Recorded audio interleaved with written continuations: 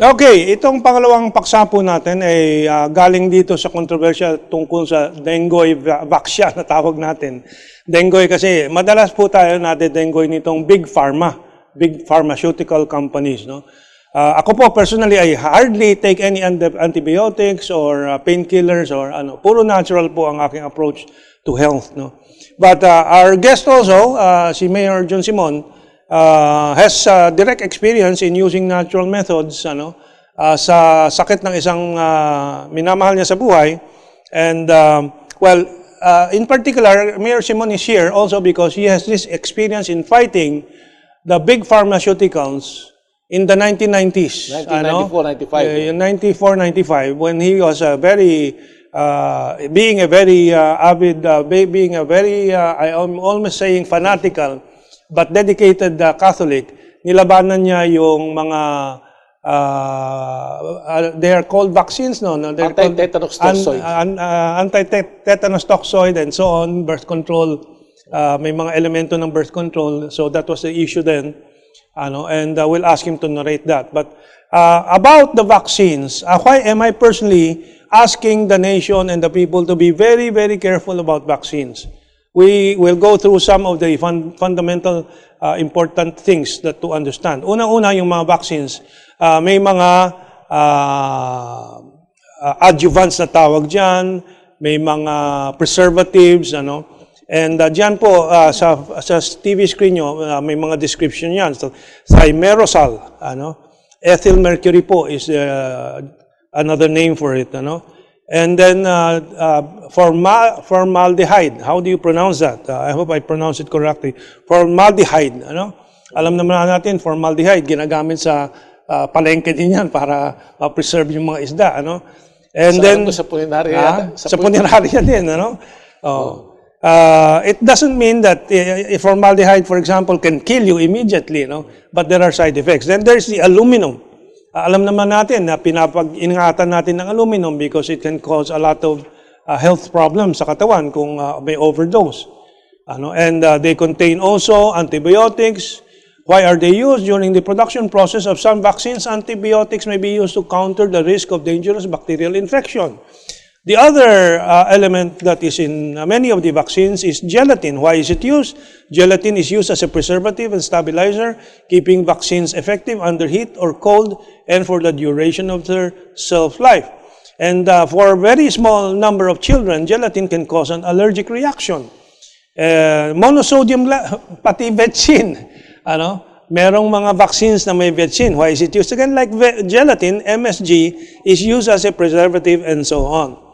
So, those are basic. When I looked at the dengue vaccine, sabi nila there is no preservative and so on, but they have a proprietary element there. Hindi nila nginalan kasi siguro company secret yun.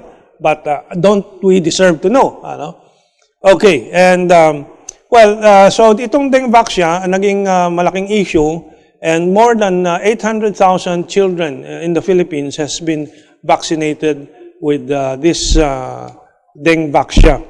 I don't know what our next images are, but itong dengue vaccine has been was purchased in 2015, if I'm correct, no? The Budget Department on December 29, 2015 issues 3.5 billion special allotment release order, and they started vaccinating. Yet by 2016, end of 2016, marami pa rin talagang nabibiktima ng dengue vaccine. Although in 2017, sabi, bumaba ang cases of dengue. However, it was not attributed by any of the reports to the vaccination.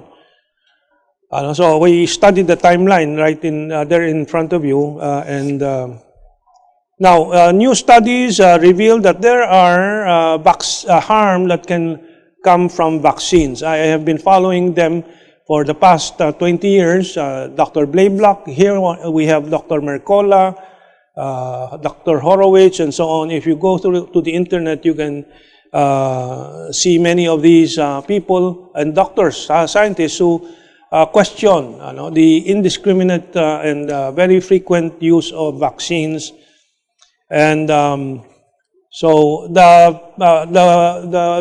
are many people who are questioning this, including celebrities like Robert De Niro, Robert Kennedy Jr., and marami pong listahan dyan. We have more lists there.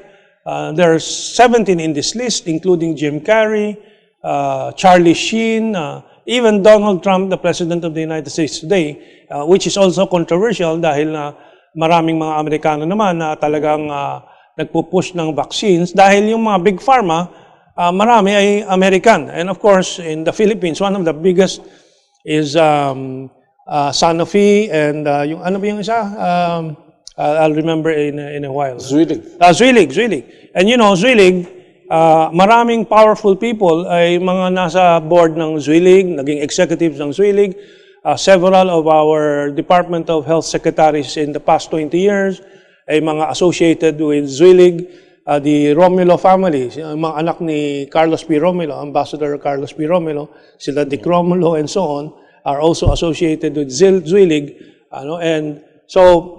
And now we see that this power of theirs gets into the way of our people's wise and our government's wise judgment on these things. In fact, there was another case, if you will recall, the swine flu, H1N1. Okay. In the late period of Gloria Arroyo, mga 2008-2009, this was generated, this pandemic, including the World Health Organization, was pressured by Big Pharma to declare a pandemic over H1N1. And later on, this was shown to be a hoax. Drug firm cashed in on this, selling Tamiflu. I remember I was writing against this purchase of Gloria Arroyo of this over 1 billion pesos worth of Tamiflu that was never used anyway. Yun, Tamiflu in particular is a very controversial medication that they used and walang epekto po yung Tamiflu. But they sold tens of billions of dollars all over the world because the WHO declared a pandemic. What is the point of my discussion this morning or in this episode?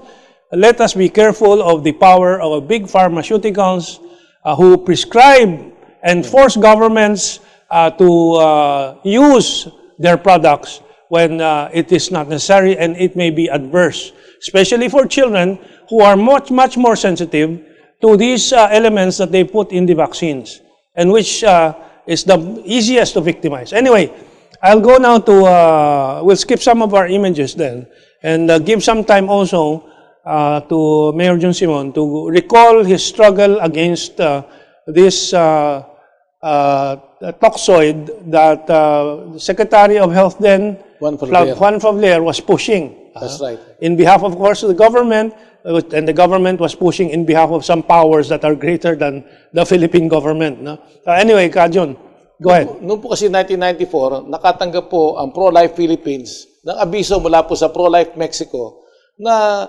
magkakaroon po na isang bakuna na nalilase po ito ng anti-fertility drug.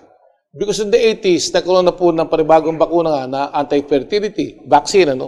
At ano po ba ito? Meron po kasi mga kaisipan that they consider the rapid growth of population isang sakit. Yeah. Kailangan tigilan to. Maybe I will add to that. In fact, it was the United States being very powerful at that time and also very powerful in the United Nations. And Henry Kissinger came out with National Security Memorandum, NSM 200 or 2000, declaring uncontrolled population growth as a threat to American national security for various reasons, including the competition for raw materials in those countries. That's right. Okay. And so they also sponsored the program in the yung Population Control Commission sa United Nations. Right. And so all this literature about the problem of population growth and so on spread all over the world, and then they started campaigning for various forms of population growth methods. Ngayon, ito po mga population growth methods nito, kung maglalagay po sila ng isang programa na hihikayatin ng mga kababaihan na magpabakuna at magpabaog, o magpalaglag na ka ng mga anak, wala akong pipila. So, ano nangyari? Ano? Ang nangyari po, nagkaroon po ng Alice Disease Program na ang tawag po nila anti-tetanus toxoid vaccine. Hindi naman po alam ng mga nakapila na yung palang anti-tetanus toxoid vaccine was laced with an anti-fertility drug. Okay. Bakit nagkaroon ng katwiran sa likod nitong lahat ay kailangan turukan ng anti-tetano? At that time, Hindi nga po makatwiran sapagkat ang babakunahan lamang ng anti-tetano ay yung po mga kababaihan na 14 to 44 years of age. Nagbabakuna po sila doon sa Cotabato City na kung saan merong giyera. At ito po madre na nagkapabakuna, yung mga sino po nagtatawag ng mga kababaihang babakunahan, hindi rin po yan doon sa nagbabakuna. Kung yung mga sundalo na nagbabantay po ng center, ay pwede rin bakunahan. At sinabi po sa kanila ng mga nagbabakuna doon, ay hindi po sila kasama sa programa. Ang mga kasama lamang po yung mga babae, 14 to 44 years of age. Di katakataka na, sapagkat sa statistics mismo ng Department of Health, mas marami pong kalalakihan na nagkakaroon ng tetano kaysa sa mga babae. At bakit 14 at hanggang 44 anyos lamang? Yung po bang 0 to 13 hindi na magkakatetano? Yung po bang 45 and above hindi magkakatetano? Ang sagot po ay, yung po 14 hanggang 44, these are the women of childbearing age. So, hindi yun ang dinadahilan nila. hindi dinadahilan. Sinasabi pero nila, yun yung Alice disease, Alice tetano.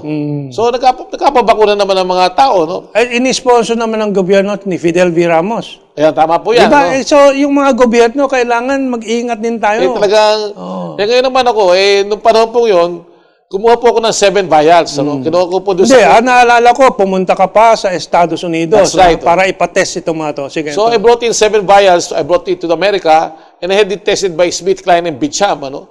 Hindi naman alam kung bakit ako nagkapatest. Sinabi lamang nila doon sa kanilang resulta, 3 out of the 7 vials, meron pong content na hindi po kasama sa US Pharmacopeia. Ano po ibig sabihin po nito? Yung po si mga droga, kailangan meron kayong ingredients niyan At yun ang dapat na kasama doon po sa drug ninyo, no? Yun daw po tatlo sa vials na dala-dala ko, meron po dagdag. Sabi ko, bakit nga gano'n, ano? Hanggang nalaman po namin, ano ba itong anti-fertility vaccine? Ito pala yung tinatawag natin HCG. Sa HCG hormone, ano? Yung tinatawag po nila sa mga doktor na human chorionic gonadotropin hormone. Ito po yung nag-identify na isang hormone sa babae na yung kasi hormone na yun, pag nabutis po yung babae, kung yun po yung egg at saka yung sperm nagsama at naging zygote po ang tawag Zygote. At ito po ay babiyahe ng fallopian tube at may implant doon sa kakapit siya sa uterus, sa womb po ng babae, no? Yung po mensahero na yun, ang tawag ay HCG, papatayin po yun ng bakuna. At pag napatay po yun ng bakuna, hindi dadating yung message. Kanya hindi po magkakaroon ng pagkain uterine wall. Pagdating po doon nung fertilized egg, na tawag nga po yung zygote, malalaglag na lamang. So, ito po ginagawa nila. Wala pong kamalay-malay yung babae po yung pila, binabaog pala siya. Sana temporarily, paano kung maging mas mahabang panahon. So, makikita natin na meron mga iba't ibang mga dahilan kung bakit po tayo binabakunahan. Kaya yun nga po, umikot po tayo ng buong Pilipinas at pinaliwanag natin yan na una, dapat itigil yan. Ano? Dumidepensa po sila, sinasabi po ng World Health Organization that the vaccine was not abortifacient. Hanggang tinanong po sila na, in your opinion, when does life start? Sagot po yung WHO representative, life starts at the moment of implantation. Salagot po sa mga Katoliko yun Ang mga Katoliko po, life starts at the moment of conception. Pag nagsama po yung egg at saka yung sperm, buhay na po yun. Kaya pag ginalaw nyo yun, that's already abortion. Sila nagpapalusot Hanggang hindi na-implant sa womb, hindi daw nabubuhay.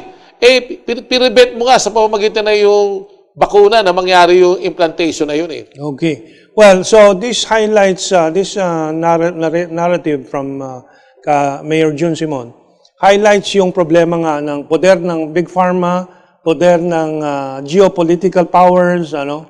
Ako lamang po din. Yes. Ang asawa ko kasi, noong 2004, nagkaroon ng CA of the breast, ano? At 2004. Nag-surgery, chemotherapy, radiation. Nag-metastasize noong 2007, na ulit, ano? So, bumalik na naman sa surgery, chemotherapy, radiation. Ngayon, 2017, na ulit, ano? At bakit ka ako ganun na nireseta ng doktor? Ano? Dahil ang asawa ko ayaw na magpa-chemotherapy. Masyado daw nakasusuklam. Ano? At yung chemotherapy, dati 5,000 isang session. Ngayon po, 40,000 hanggang 80,000 isang session eh. So talagang masakit, ano? Ang paliwanag po dahil ngayon, we are now into nutritional oncology. Sabi ko, ba't yung nireseta, nabibili mo sa isang beauty shop? Ano, yung, ayoko nang banggitin yung pangalan ng kanila. Bakit ka, kung di nireseta ng doktor, hindi ako pupunta doon sa beauty product distributor. Hanggang nalaman ko, yung pala mga droga nito, bago yung may register sa US FDA, you need $250 million para ma-register po siya na droga. At matapos po yun, you have to spend another hundreds of millions para ma-distribute sa mundo yun. Yung ginagawa po nitong panibago na didiscover, para huwag masama doon sa sindikato ng Big Pharma, hindi na nila nire-register. At nakalagay po sa baba, no therapeutic claims. Kaya na talagang effective po. Ano? Bukod po doon, ang ginamit nila... Can't you mention kung anong element yun? Hindi brand? Hindi. Okay, anyway. These are at tinatawag na nutritional supplements. But my bottom line is, controlled po yung metastasis ng asawa ko eh. Dahil from breast, nag-metastasize sa lungs. Ano? So talagang delikado na yun. Ano? Ang nangyari, from May hanggang December, we're okay. So pati sabi, it's working. Ano? Ang problema lang ay, hindi mo siya mabibili doon sa Big Pharma. Ito po yung ibang distributor. So para maiwasan nga po yung Big Pharma, dumaan sila sa proseso na dinadaanan nila ngayon, ang distributor nila, imbis na binabagit yung mga pangalan na Zulig, etc., na distributor, hindi na sila dumadaan doon. Para wag sila masapote nitong Big Pharma na ito. Of course, meron magandang balita naman eh. Si Digong nakipag-usap po doon sa Indian Prime Minister and President para makadirekto tayo doon. Sapagkat di hamak na mas mura po ang drugs sa India. Ano, kaysa sa Pilipinas. Well, there are many things to explore. Ako, nagbe-blender ako ng lahat ng mga greens, including dahon ng sili, dahon ng saluyot, and so on. Every morning yan, every afternoon. Gata, regular drink ko yan with chocolate, turmeric, and so on. And I'm healthier. I do EWOT na tawag, EWOT, exercise with oxygen therapy.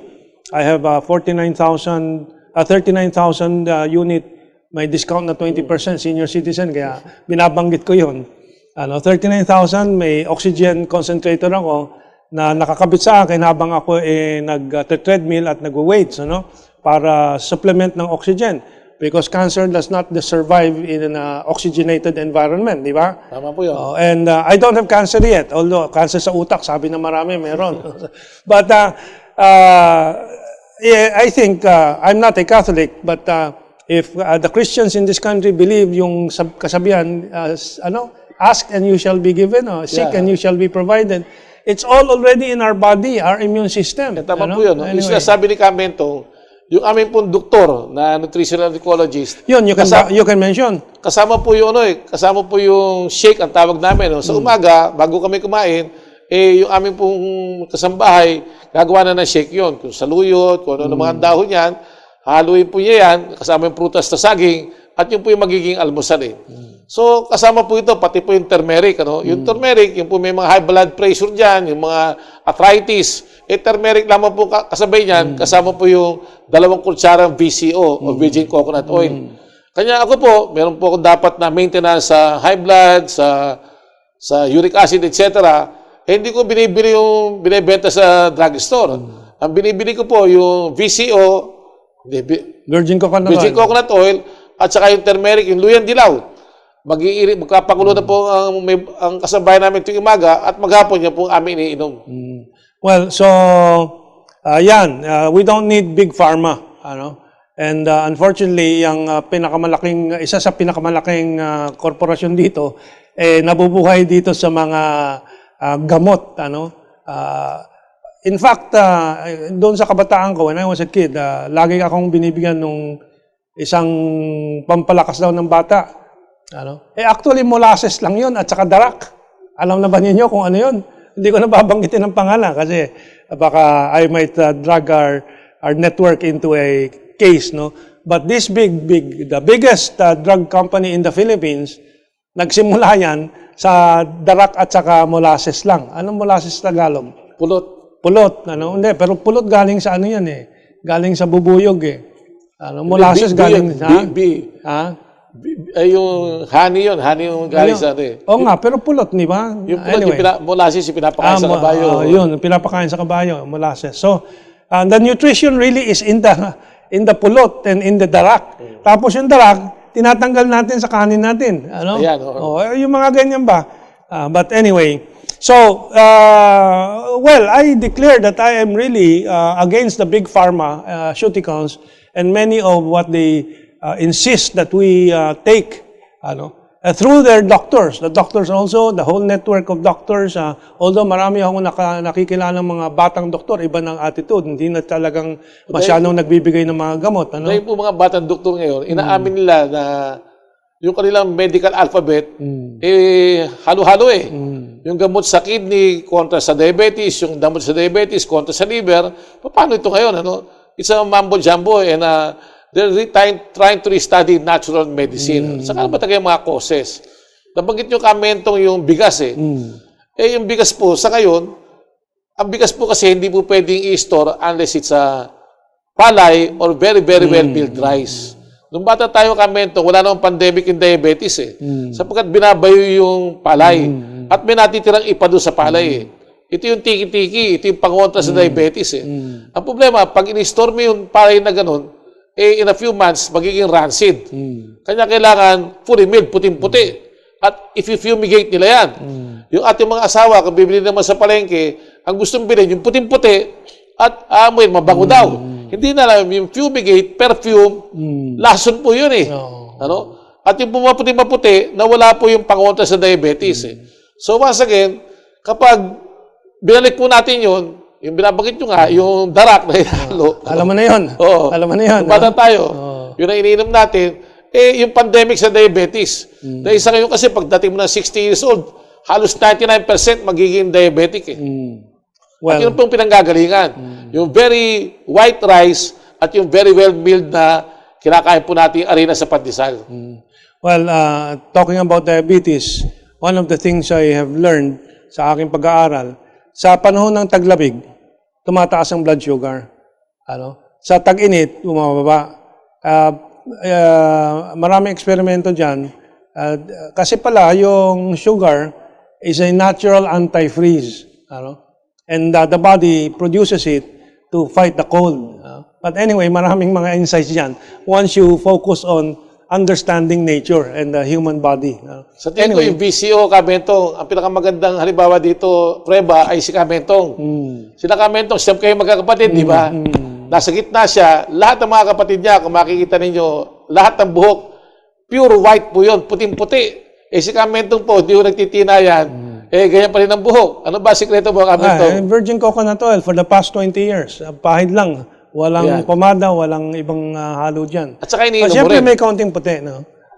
Pero from VCO, I now drink gata kasi there are more minerals and other things that I need physically. Well, anyway, last 30 seconds, Kajon. Big Pharma and vaccines and Western medicine. Yun nga po, yung Big Pharma po, ako naniniwala ako doon sa lola ko na lahat ng puno may medicinal effect po yan eh. Kanya, yung po pag-aralan natin ulit, at baka makamura po tayo, ang kailangan naman ay maging preventive po tayo eh. Madali ko po sabihin yan, kaya lang mabuti na lamang. Hindi mabuti. Nagkasakit po yung asawa ko. At muli natututunan po namin, it is to be a diet of the whole family, hindi po pwedeng isa lang. At bandang huli, napakalaking bagay. Ako po, doon nag-birthday ako, yung aking pinsang buo, ang niregalo sa akin, nagulat ako sa regalo. Luyan dilaw. Luyan dilaw. Sabi niya, kuya, ito iniinom ko ngayon, subukan mo. Maganda naman epekto. Yung po akin, nahirapan ako lumakad, hindi ako makakain ng munggo, saka kare-kare. Ngayon, tuloy-tuloy na po ako sa munggo at kare-kare. Inumin ko lamang yung luyan dilaw na yon. Okay, well, so that is our show for this week. See you again next week.